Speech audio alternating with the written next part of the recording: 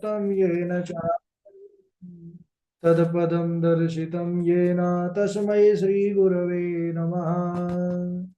वराहपीडं नटवरवपुः कर्णयो कर्णिकारं बिभ्रदवासा कनककविशं वैजयन्तीं च मालां रन्ध्रान् वेणोरधरसुधया पूरयन् गोपवृन्दैर्वृन्दारण्यं स्वपदरमणं प्रविशद गीतकीर्तिः। श्रीराम राम रघुनंदन राम राम, श्री राम राम भरताग्रज राम राम, श्री राम राम रणकरकस राम राम, श्री राम राम शरणं भव राम राम। माता रामो मत पिता रामचंद्र, स्वामी रामो मत्सखा रामचंद्र, सर्वस्वं मे रामचंद्रो दयालुर्नान्यं जाने नैव जाने न जाने, अंजनानंदनं वीरं जानकी शोकनाशनं कपीशमक्षहन्तारं वन्दे लंका भयंकरं। मूकं करोति वाचालं पंगुं लंघयते गिरिं, यत्कृपातमहं वन्दे परमानन्दमाधवं। भक्ति भक्त भगवंत गुरु चतुर्नाम वपुएक, इनके पद वंदन किए नासत विघ्न अनेक। बोलिए श्री राघवेंद्र सरकार की जय, रामायण श्री राम कथा की जय, श्रीमद गोस्वामी तुलसीदास जी महाराज की जय। परम मंगलमय परम पिता परमात्मा अखिल ही प्रत्यनीय पुरुषोत्तम गुणगण निलय कौशल्यानंद नंदन परब्रह्म परम सौंदर्य माधुर्य लावण्य सुधा सिंधु परम आनंद रस सार सरोवर समदभूत पंकज कौसल्या आनंद वर्धन अवध नरेंद्र नंदन श्री रघुनंदन विदेह वंश वैजयंती जनक नरेंद्र नंदनी भासुती जगदीश्वरी बरसाने वाली ओ जगदीश्वरी श्री माँ सुनैना की आंखों की पुतलिका विदेह जा जनकाधिराज तनया जनक राज किशोरी वैदेही मैथिली श्री राम प्राण वल्लभ श्री जानकी जी। इन दोनों युगल सरकार के पावन चरणार बिंदों पर कोटशः नमन नतमस्तक वंदन एवं अभिनंदन। तीनों मैया चारों भैयाओं के चरणों में कोटि कोटि प्रणाम। अनंत बलवंत गुणवंत श्री हनुमान जी महाराज के पावन चरणार बिंदों पर कोटशः प्रणति। समस्त भूतादिक सिय राम मैं सब जग जानी, करहूं प्रणाम जोरी जुग पानी। हम सबका है परम सौभाग्य कि रामचरित्र कथा का पावन संकल्प लेकर के तैयारी का एक स्थान पर एक साथ जुड़कर इस कथा पर अपने चित्त को समाहित किए हुए हैं। बड़ा ही उत्कृष्ट चरित्र राघव जी का मिथिलापुरी पर भगवान के सुंदर विवाह का स्वयंवर, जिसमें अभी हम सब बने हुए हैं। माता जानकी जयमाल रघुवर के गले पर डालती हैं और उसके थोड़ी ही देर बाद वहां पर भगवान परशुराम का आगमन होता है। परशुराम जी शिव धनुष के भंग होते ही क्रोधित होकर के वहां पर पहुंच गए हैं। क्रोधित हैं और सारे जितने राजा वहां पर उपस्थित हैं सब परशुराम जी को देखने के बाद भय से कांपने लगे। सारी सभा में सन्नाटा छा गया। इधर महाराज परशुराम परशु को उठा उठा करके दहाड़ रहे हैं। कह रहे हैं, अरे जनक, सठ जनक, तू बोलता क्यों नहीं? इस धनुष को किसने तोड़ा है, बता। अगर तू इसी प्रकार मौन धारण किया रहा तो मैं तेरी राज्य की संपूर्ण पृथ्वी को उलट पटक के रख दूंगा। तब भगवान श्री राघव जी आगे आते हैं, प्रणाम करते हैं और कहते हैं कि नाथ, नाथ शंभु धनु भंज निहारा, होई केउ एक दास तुम्हारा। कोई आपका दास ही होगा जो इस धनुष को भंग किया है। बोले दास की बात करते हो? अरे जिसने धनुष तोड़ा है वह सहस्त्र बाहु की भांति मेरा शत्रु है, और जिसने भी तोड़ा है मैं एक बार सबको सचेत कर रहा हूं कि उसको एक स्थान पर खड़ा कर दो, सब हट जाओ नहीं तो सब मारे जाओगे। तब लक्ष्मण जी ने जब जैसे ही यह वचन सुने कि नत मारे जइहें सब राजा, तो बोले महाराज, मैं बहुत देर से सुन रहा हूँ, देख रहा हूँ, वैसे तो आप बड़े धीर वीर दिखाई देते हैं, लेकिन मोह कुछ ज्यादा ही प्रबल है आपका इस पुराने धनुष को लेकर के। अरे महाराज, बहु धनु ही तोरी लरिकाई, कबहु नयस रिस कीन्हे गोसाई। हमने बचपन में बहुत सी इस प्रकार के धनुषों को तोड़ा है, तब तो आपने कभी क्रोध नहीं दिखाया। यही धन पर ममता के ही हेतु, और फिर यह पुराने धनुष पर इतनी ममता क्यों है? परशुराम जी का क्रोध बढ़ रहा है। लक्ष्मण जी कुछ और ही याद दिलाना चाहते हैं। क्या याद दिलाना चाहते हैं? कल हमने सुना था प्रसंग पर मानस पीयूष का कि प्रभु से सौ काल की याद नहीं, वह बात हुई न विशेष पुरानी, गए बाहर आप तपोवन से, धनु ही हमने बहुत तोड़ी जानी। तो हमने उस समय बहुत से धनुषों को तोड़ा था, तब तो आप क्षमावान बन गए थे, ज्ञानी बने हुए थे, हमें तो कुछ नहीं कहा। लेकिन आप इस समय फिर इस प्रकार क्रोध क्रोध क्यों दिखला रहे हैं? धनुष तो अब भी टूटा है, अब तो सिर्फ एक ही टूटा है। देखिए, यहां पर लक्ष्मण जी राघव जी के रहते हुए न तमारे जइहें सब राजा, यह वचन बोले तो लक्ष्मण जी देख लिए कि यह अभिमान में इस समय बहुत है, और अभिमान का मर्दन करने वाले राघव के सामने इस प्रकार के वचन कह रहे हैं। इनको अपने ब्राह्मणत्व पर, अपने शस्त्र पर, अपने परशु पर बहुत ज्यादा अभिमान है। कहने लगे कि महाराज आप त्रिकालज्ञ हैं, आप तो सब कुछ जानने वाले हैं, क्योंकि त्रिकालज्ञ हैं तभी आप धनुष भंग को जान करके और आप वायु के वेग से यहाँ पर आ गए। तो हम जब बचपन पर बहुत से धनुहियों को तोड़े थे, तो आपको तो हर एक बार आना चाहिए था, क्योंकि त्रिकालज्ञ थे, तब भी आप जान जाते रहे होंगे। वायु के वेग से जैसे आज आ गए तब भी पहुंच जाते। तो लक्ष्मण जी यह भाषण जानबूझ करके दे रहे हैं परशुराम जी को ठिकाने लगाने के लिए। कहने लगे कि महाराज आप सच्चे मुनि नहीं दिख रहे हमको तो। क्यों? क्योंकि आप केवल मुनि का वेश धारण किए हुए हैं। अगर सच्चे मुनि होते ना, तो ज्ञान विज्ञान में रमने वाले इस पुराने धनुष पर इतनी ज्यादा ममता न दिखाते। अरे यह तो पुराना धनुष था, खेल ही खेल में बिना परिश्रम के टूट गया, तो इसमें किसी का क्या दोष?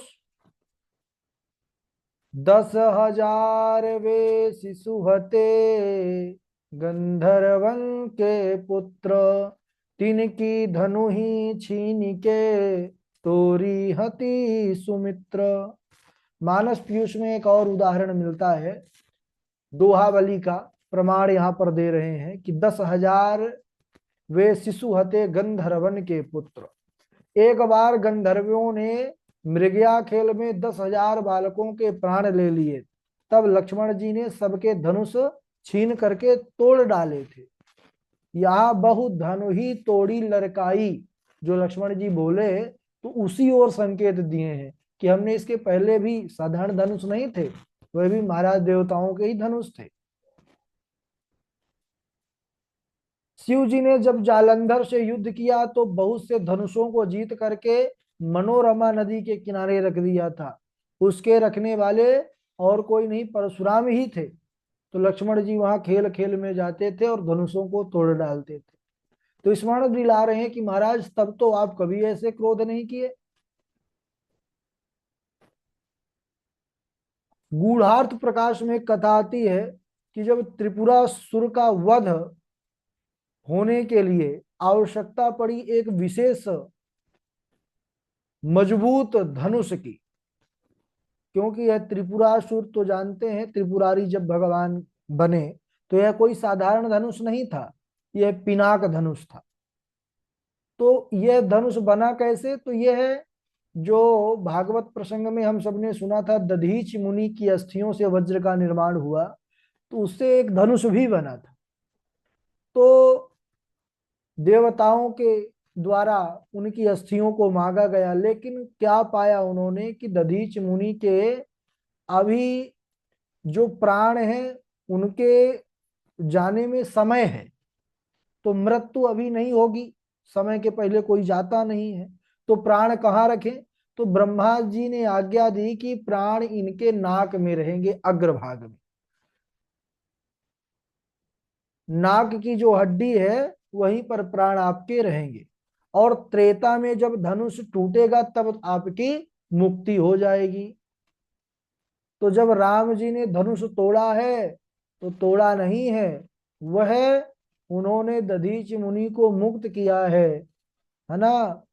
अब धनुष बनवाने के लिए शिव जी की सम्मति से विश्वकर्मा उन हड्डियों को लेकर, अस्थियों को लेकर के दधीच मुनि के किसके पास गए, शेष जी के पास, क्योंकि शेष जी के जो फण हैं वह वज्र के समान है, बड़े कठोर हैं, और उनके मुख श्वास से जो निकलती है वह भयंकर ज्वाला निकलती है, क्योंकि विष रहता है अंदर। तो उनके श्वासों से तप्त होकर फणों की चोट लगने से अस्थियां जुड़ जुड़ करके धनुष का रूप लेती गई। लेकिन महाराज धनुष बार बार बनता और बार बार उनके ही फण के प्रहार से टूट जाता था। तो फिर महाराज क्या किए कि भगवान शंकर बड़ी सावधानी के साथ धनुष जुड़ने पर फिर उसको सावधानी से उस फण के प्रहार से बचा करके निकाल लेते थे। धनुष तो बना पर चाम अभी उसमें बाकी रहा। तो फिर भगवान शंकर जी ने त्रिशूल से नाक को भी काट करके और उसका जो है आगे का जो अग्रभाग धनुष का होता है उसको बना दिया महाराज, उसको मूठ कहते हैं। तो इसी से उस धनुष का नाम, क्योंकि नाक जो दधीचि मुनि के नाक की हड्डी थी वह भी सामने उस धनुष पर लगी और उसी में उनके प्राण थे, इसीलिए इस धनुष का नाम पड़ा पिनाक। अब दधीचि के प्राण रहने के कारण यह धनुष सजीव भी था। तो जब राम जी ने तोड़ा तब दधीच मुनि के प्राण निकल करके वह फिर परम धाम को चले गए। तो यहाँ पर लक्ष्मण जी कहते हैं कि महाराज जब तक चाप नहीं थी, चाप यानी मूठ, तब तक उसकी संज्ञा तो धनु ही के ही समान थी, और जब यह धनुष बन रहा था उस समय कई बार हमने तोड़ा, तब तो आप नहीं आए उस धनुष के टूटने पर, और आज यह विशेष ममता का कारण क्या है। तब परशुराम जी और महाराजा बबूला हो गए, बोले रे नृप बालक कालवश, बोलत तो ही न संहार, अधनु ही सम त्रिपुरारी धनु, भीतित सकल संसार। अरे राजा के छोरे, काल के वशीभूत होने के कारण तुझे बोलने का कुछ होश नहीं है कि तू बक क्या रहा है। अरे सारे संसार में विख्यात यह शिव धनुष को तू धनु ही कह रहा है, तुझे धनु ही के समान यह धनुष दिख रहा है। अरे तू इस धनुष के बारे में जानता ही क्या है आज के छोरे। अरे सैकड़ों वर्ष जिसने शोभित किया कैलाश, सैकड़ों वर्ष रहा श्रृंग नदी बारी बंडये। सैकड़ों वर्ष माता पार्वती ने पूछा जिसे। सैकड़ों वर्ष रहा शंभु कर प्रचंड ये। कामदेव त्रिपुरारी जैसे शत्रु मंडल को दे करके दंड रहा करता खंड खंड ये। राजा के कुमार हो के बात करे पागलों सी। लक्ष्मण धनु ही के समान कहीं अजब अखंड ये। अरे यह धनुष कोई साधारण धनुष नहीं है। अच्छा, जब लक्ष्मण जी सुनते हैं परशुराम जी के मुख से कि न तुम्हारे जई हैं सब राजा, तब केवल मुस्कुराते बस हैं। कि देखिए इनका अभिमान तो देखिए, कि जहां पर सबके स्वामी श्री रामचंद्र जी बैठे हैं वहां पर इस प्रकार यह बोल रहे हैं। और जब इन्होंने यह वचन फिर से निकाले कि नृप बालक कालवश, तब लक्ष्मण जी को हंसी आ गई।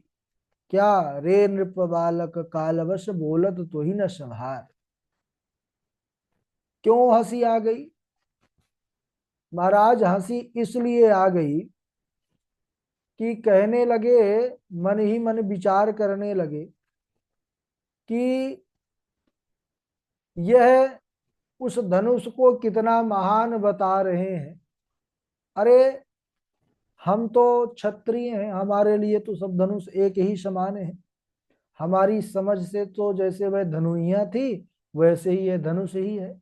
और लक्ष्मण जी ने कह दिया क्या कि महाराज आप जिस धनुष को कह रहे हैं तो अब हमारी दृष्टि से सुनिए कि हमारी दृष्टि से यह कैसे है। तो बोले गला खूब हिमालय के हिम में। पहले तो हिमालय पर यह गलता रहा, गुरुता दृढ़ता वही लूट गया। अब मिथिलेश पुरी मध्य रहा सड़ता, रंग रोगन भी सब छूट गया। रघुनाथ ने हाथों में ज्यों ही लिया, सच मानिए कांच सा फूट गया।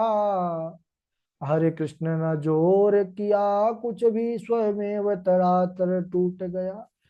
और महाराज हमको तो लगता है कि पड़ा पड़ा यह सड़ गल गया है। और राघव जी ने तो प्रयत्न भी नहीं किया, जैसे ही हाथ में लिया टूट गया। सुनहु देव सब धनुष समाना। और लक्ष्मण जी ने समझाया है महाराज कि आप तो देवों के देव हैं, ब्राह्मण देवता हैं, इसलिए आपका यह काम नहीं धनुषों की पहचान करना। भाई क्षत्रिय का कर्म है अस्त्र शस्त्र उठाना, तो इसलिए आपको कठिन जान पड़ता है। हम क्षत्रिय हैं, हमारा काम है, इसलिए यह हमको बहुत सरल और सहज जान पड़ता है। तो हमारे लिए तो यह दोनों धनुष समान है महाराज, कोई अंतर नहीं है। यह छूते ही टूट गया, इसमें किसी का कोई दोष नहीं है। लक्ष्मण जी के वचनों को सुनने के बाद परशु पर उठा लिया महाराज परशुराम ने। बोले चितय परसु कुई ओरा, रे सठ सुनऊ स्वभावना मोरा। महाराज परशु दिखाते हुए कहने लगे कि देख ले इधर इस परशु की ओर। तू केवल जब से मेरी बात ही काटते जा रहा है, और तू इस जो महान धनुष को तुच्छ बता रहा है और अपने आप को बड़ा श्रेष्ठ बता रहा है, इसका उत्तर अब संग्राम में ही होगा। अरे मेरा स्वभाव संसार भर में प्रसिद्ध है। यह छोरा केवल हमको लगता है हम फकीर ही समझ रहा है, इसलिए फरसे की ओर इशारा कर रहे हैं कि देख लो हम यह शस्त्र भी चलाना जानते हैं। मैं तो बालक जान करके तुम्हें अभी तक नहीं मारता था। क्षत्रिय कुल का द्रोही संसार भर में मैं हूं, जगत मुझे जानता है। अरे भुजाओं के बल से ही मैंने पृथ्वी को राजाओं से रहित कर दिया कई बार, और अनेक बार पूरी पृथ्वी को ब्राह्मणों को दान दिया है। अरे राजा के लड़के, तू अपने माता पिता को पुत्र शोक में क्यों दुखी करना चाहता है? कहने लगे कि गर्भ के बच्चों को भी मारने वाला मेरा परशु यह बड़ा घोर है। लक्ष्मण जी जब इस प्रकार परशुराम जी के वचनों को सुनते हैं तो कहने लगे कि महाराज, आप अपने आप को बहुत बड़ा योद्धा समझते हैं, इसीलिए मुझे बार बार परशु दिखा रहे हैं। अरे भृगु सुत समुझी जनेऊ बिलो की, जो कछु काऊ सहु रिस रोकी। लक्ष्मण जी कहते हैं कि मैंने तो भृगुवंशी समझ करके, आपका यज्ञोपवीत देख करके, आपको ब्राह्मण जान करके ही अपने क्रोध को मैं रखा हूं रोक करके। जो कछु कहूं सकहूं ऋष रोकी, असुर माही सुर हरि जन अरुगाई, हमरे कुल इन पर न सुराई। और यह जगत में प्रसिद्ध है कि जो रघुवंशी होते हैं, देवता ब्राह्मण भगवत भक्त और गाय, इन पर कोई बहादुरी नहीं दिखाते। आपको मारकर ब्रह्म हत्या कौन ले? आपके ब्राह्मणत्व का हम आदर करते हैं, इसलिए चुप हैं। लक्ष्मण जी के यह वचन सुनते ही महाराज परशुराम जी क्रोध में भर करके विश्वामित्र जी की तरफ देखने लगे, और विश्वामित्र जी को भी महाराज डांटने लगे कि अवधेश के ऊधमी बालकों को मिथिलापुरी मध्य बुलाय तुम्ही ने, अपमान करे गुरु ब्राह्मणों का, यह निर्मम पाठ पढ़ाया तुम्ही ने। अरे कौशिक शांत क्यों बैठे हुए, रस रंग में भंग मचाया तुम्ही ने, भला चाहते हो तो समझाओ, स्वयं इतना इसे धृष्ट बनाया तुम्ही ने। कहने लगे कि अरे कौशिक, तुमने ही इतना इसको धृष्ट बनाया है, तुम्हारे सामने ये बोल रहा है और तुम सुन रहे हो, रोकते नहीं हो। इस प्रकार परशुराम जी महाराज क्रोधित हैं। इसके बाद इधर राघव जी परशुराम जी से जब सामने मिलते हैं, राघव जी ने एक अलौकिकता का दर्शन कराया है परशुराम जी को, क्योंकि लौकिकता को ही अभी तक देख रहे हैं जनक जी के नगरी में आकर के। वहां पर यद्यपि अलौकिकता का दर्शन प्रत्येक जगह हो रहा है, फिर भी परशुराम केवल लौकिकता का दर्शन कर रहे थे, इसीलिए अभी तक वह जो है क्रोध से हट नहीं पा रहे थे। लेकिन राम जी ने जैसे ही अलौकिकता का दर्शन कराया है, तब उनको फिर राम की पहचान हुई है, अपने राम की, और फिर प्रभु को प्रणाम किया है। उसके बाद ये बड़ी सुंदर लीला प्रसंग है।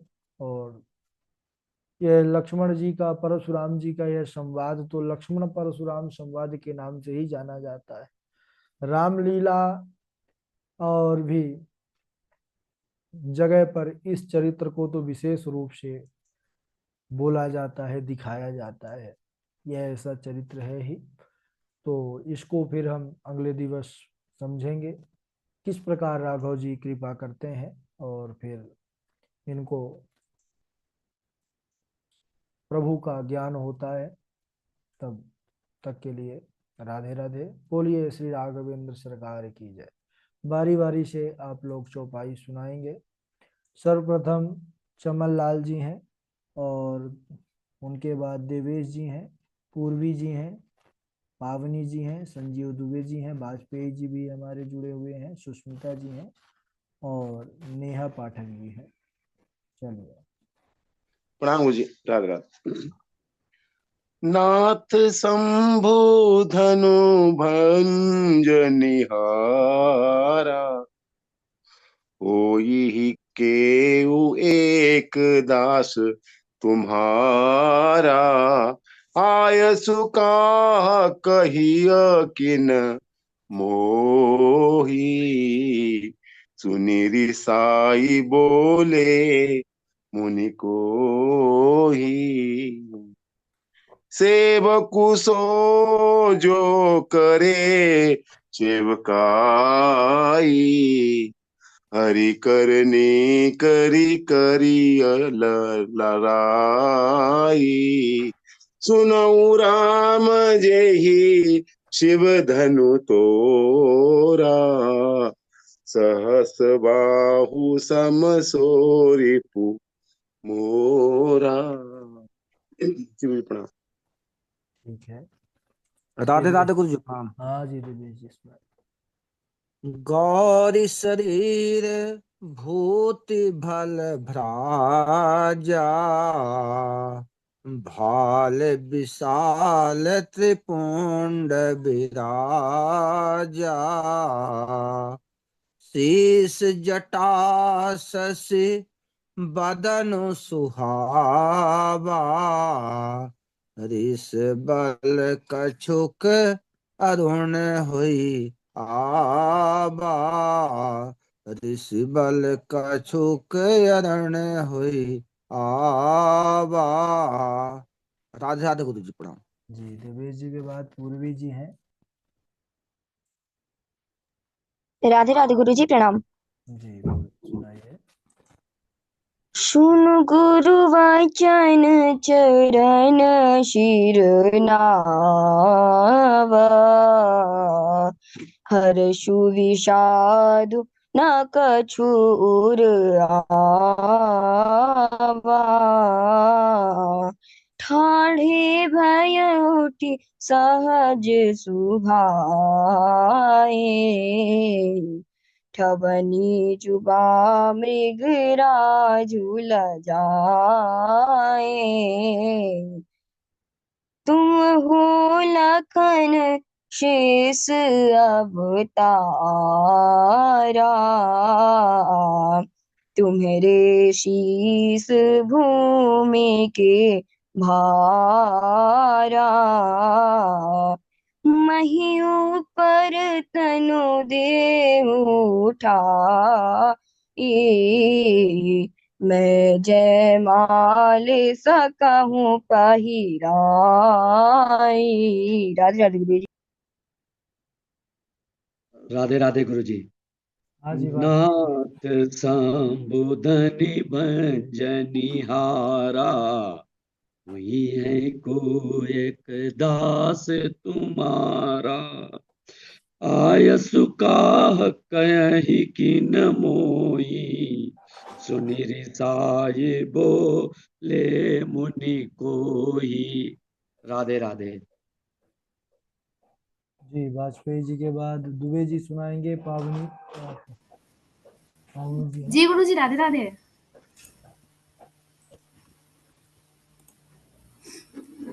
तुम हो लखन शेषी अवतारा, तुम्हारे शीश भूमि के भारा। महियों पर तनि देहु उठाई, मैं जयमाल सकहूँ पहिराई। गावहि छवि अविलोक सहेली, सिए जयमाल राम उर्मिली। तेहि अवसर सुनि सेवे धनु भंगा, आयसु भृगुकुल कमल पतंगा। गुरु जी राधे राधे। हाँ राधे राधे। और कौन है? सुष्मिता जी सुना चुकी हैं और नेहा नहीं जी गुरु जी। सुनाइए।